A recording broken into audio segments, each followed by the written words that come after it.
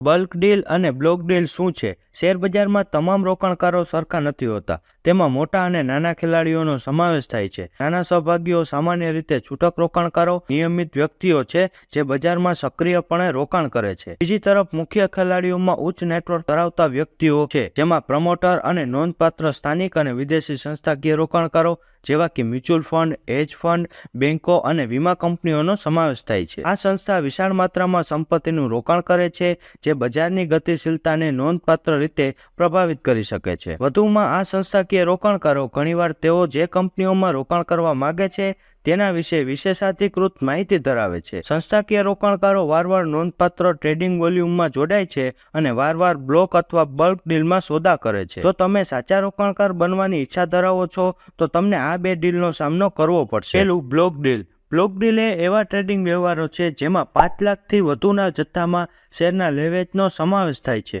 અથવા વધારે કિસ્સાઓમાં કે જ્યાં કુલ ટ્રેડેડ વેલ્યુ 10 કરોડ હોઈ શકે. આજના શેરબજારના લેન્ડસ્કેપમાં બ્લોક ડીલ વિન્ડો તરીકે ઓળખાતી નિયુક્ત ટ્રેડિંગ વિન્ડોની અંદર થાય છે.